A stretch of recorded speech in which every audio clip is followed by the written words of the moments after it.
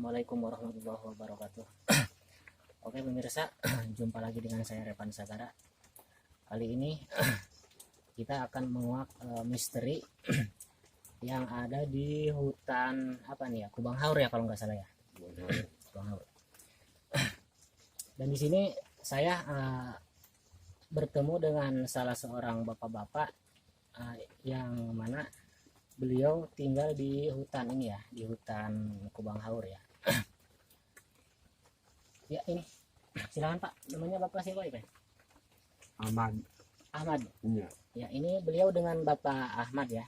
Kita akan coba mencari tahu apa saja yang sudah terjadi selama beliau tinggal di hutan sini ya. Bisa dilihat beliau tinggal di gubuk tanpa listrik, tanpa satu alat penerangan apapun ya.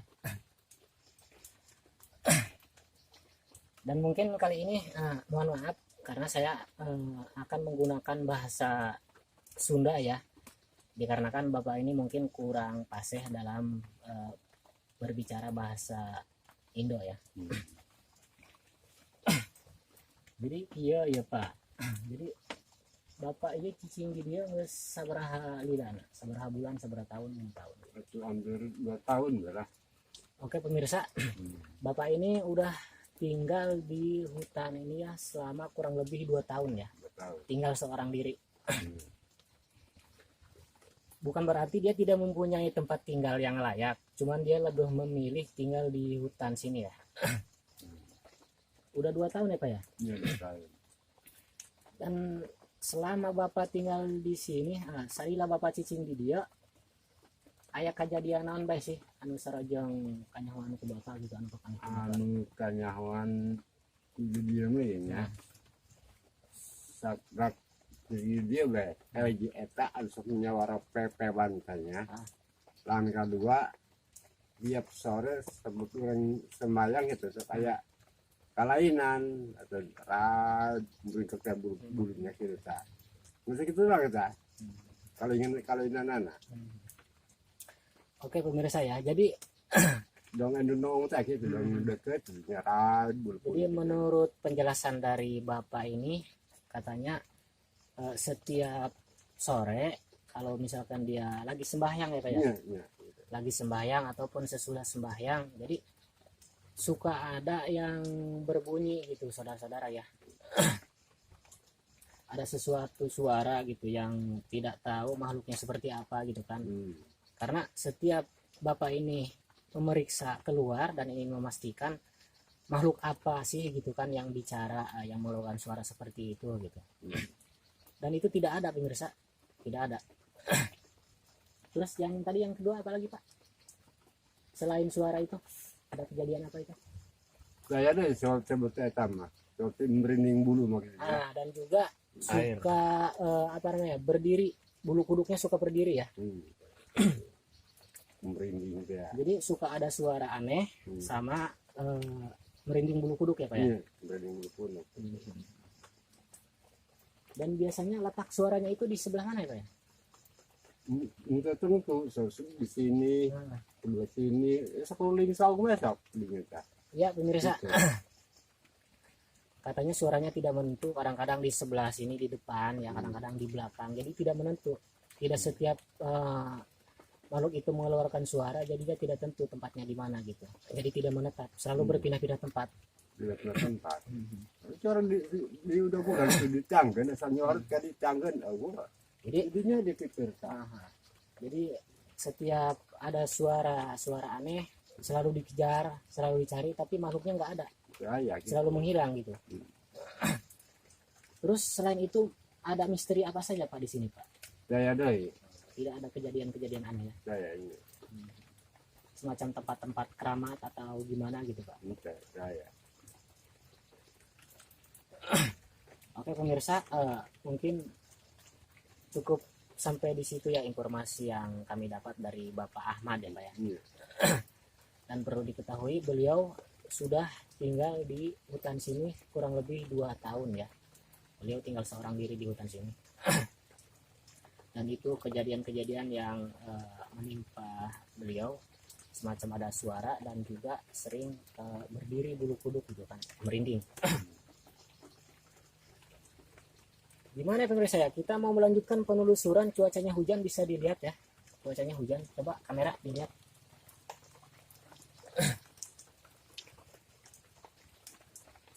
Mungkin untuk sementara videonya kita jeda dulu ya pemirsa ya, kita nunggu hujannya sambil nunggu reda dulu ya. Jadi pokoknya Alvin orangnya. Sama Mbah Alvin ya, Mbah Muhammad sama Mbah Alvin. Dan oh ya, mohon maaf ya, saya sempat lupa. Di Hadorot ternyata. Bapak ini mempunyai sebuah benda pusaka, mempunyai benda pusaka, dan ini berbentuk keris. Ini kalau saya tidak salah lihat, ini keris kuningan ya Pak ya. Kuningan. Ya. Mohon dilihat pemirsa, dilihat dengan jelas. Ini keris kuningan ya, keris kuningan. Dan kalau boleh saya tahu, ini Bapak mendapatkannya gimana ya Pak ya? Eta pemere anak eta di minantu bapak cina pengurusan kan iya cina jadi ya penting kita berari tertema di tiang di hendak anak eta sudah dibawa tadi kan baju dia Dan Bapak ini mendapat pusaka ini dari menantu ya Pak ya? titipannya. Ini titipan dari menantunya. Dan katanya beliau tidak tahu cara menggunakannya bagaimana gitu, makanya beliau itu memanggil saya gitu kan, ingin tahu cara penggunaannya gimana dan khasiatnya untuk apa gitu. Di sini saya akan mencoba menerawang khasiat dari benda pusaka ini apa gitu kan, dan bagaimana cara penggunaannya. Saya perhatikan ya pemirsa saya.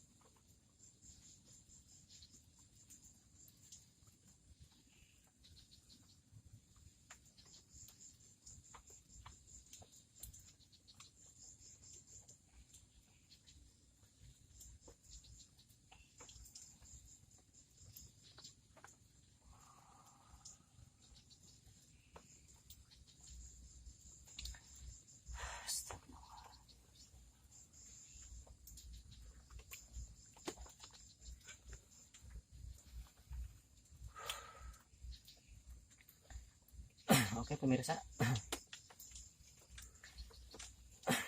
benda ini ternyata mempunyai kekuatan yang menurut saya istimewa ya.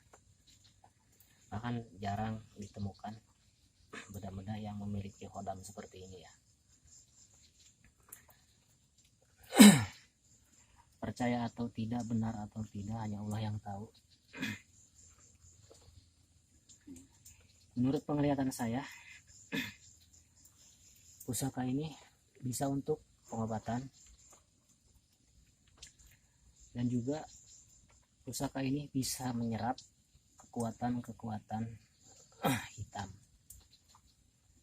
bisa menyerap kekuatan negatif, bisa menghilangkan penyakit atas izin Allah ya tentunya.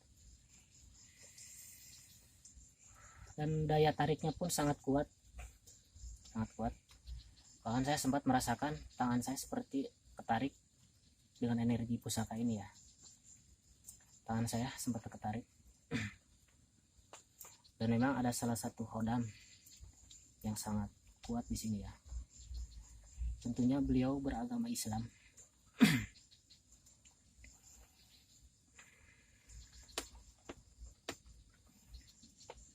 Jadi iya Pak, bisa pakai pengobatan ku bapaknya, bisa pakai bikin pengobatan. besar buat umbaran gitu ya. Bisa pakai pengobatan ku bapak gitu.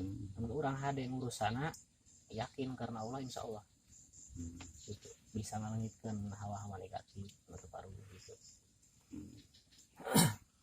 Oke pemirsa, kita lanjut melihat kuburan keramatnya ya Pak. Ini henti-henti Pak.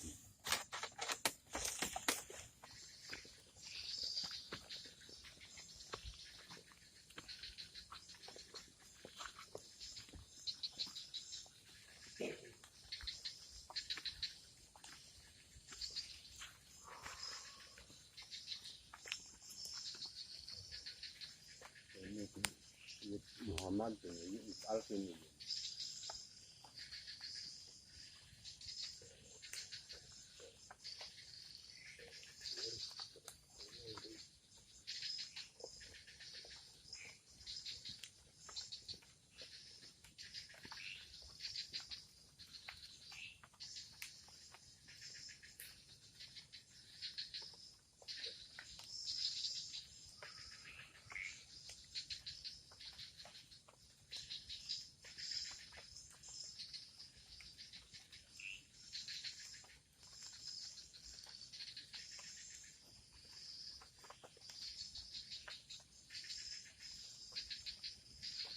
Di Muhammadnya Pak ya.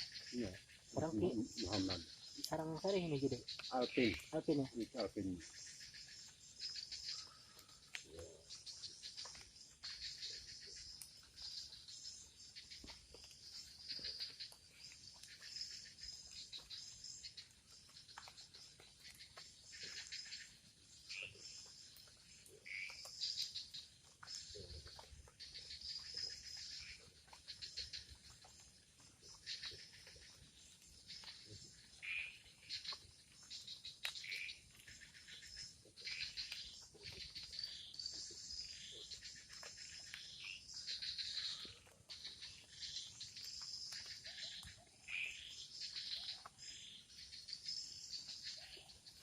Pak pemirsa,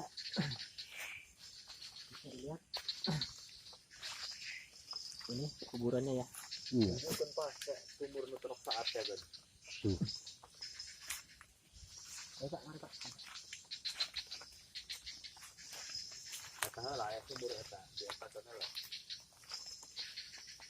Semua nutrok saat ya.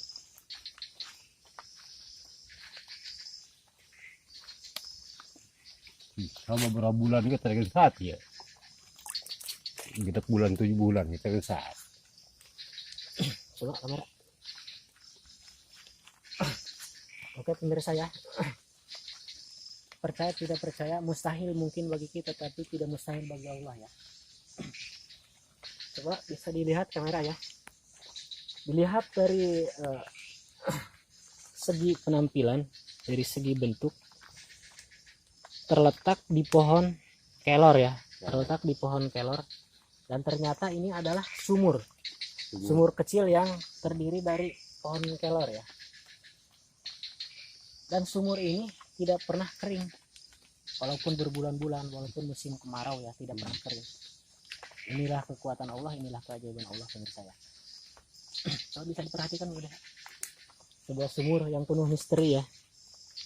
Masya Allah, Masya Allah, Masya Allah. kemudian sebenarnya orang cukup patah gerang mau aku tadi pada badan mau sebagai sate itu.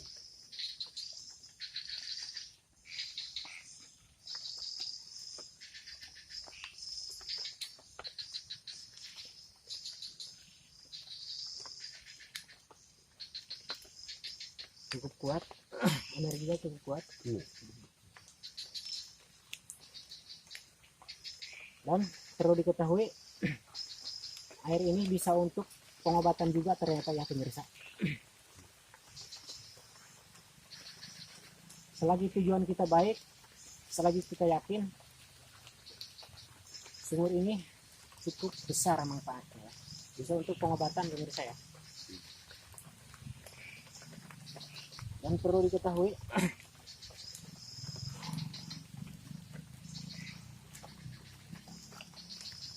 kalau ada orang yang bertujuan jelek untuk bermain-main dengan sumur ini, maka beliau akan sakit. Terus terang, maka beliau akan sakit.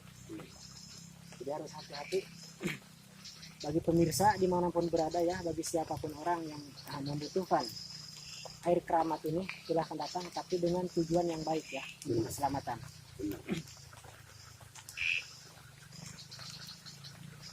Ada kali ayah wati tadi ayah. Bisa ayah seban yang jarak tadi ya, bawa baik ini tadi ya, sudah abis itu mula. Bawa baik. Dan memang benar apa yang saya rasakan dengan petunjuk yang datang ke Bapak ini sama. Bagi siapa saja yang membutuhkan air ini, silahkan datang, tapi dengan tujuan yang baik. Baik. Oke pemirsa, mungkin cukup sekian ya penelusuran kita kali ini. Mudah-mudahan informasi ini cukup membantu ya buat kita semua. Semoga kita berada dalam lindungan Allah Subhanahu wa taala. Kurang lebihnya saya mohon maaf. Dukung terus dan kembangkan terus channel kami Repan Sagara Channel ya. Oke, mungkin cukup sekian. Jangan lupa like, comment, and subscribe. Assalamualaikum warahmatullahi wabarakatuh.